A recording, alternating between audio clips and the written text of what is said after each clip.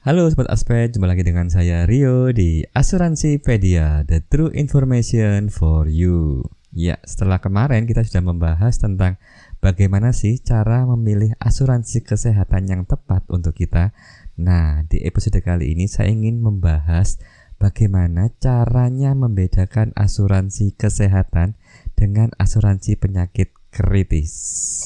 Oke, tapi sebelum masuk ke pembahasannya, jangan lupa klik tombol subscribe bagi yang belum subscribe ya, dan klik tombol lonceng. Kemudian Sobat Aspek bisa nih share ke yang lain untuk informasi tentang asuransi yang up to date. Oke, untuk yang belum melihat bagaimana sih cara memilih asuransi kesehatan yang tepat, nah bisa klik link di atas ini. Mengapa ada asuransi penyakit kritis? Apakah ini termasuk asuransi kesehatan? Iya.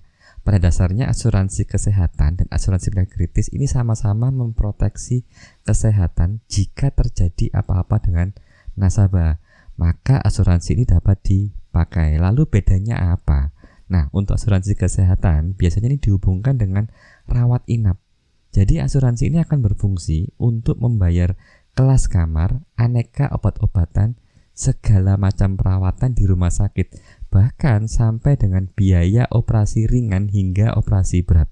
Ini yang biasanya di-cover dengan asuransi kesehatan rawat inap. Nah, kemudian asuransi penyakit kritis.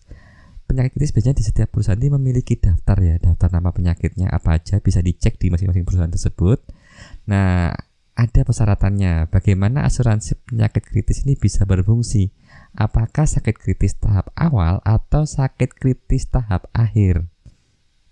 Kemudian mengapa kita perlu asuransi penyakit kritis ya? Yang untuk penyakit kritis ini biasanya tidak terus-terusan kita berada dirawat inap di rumah sakit.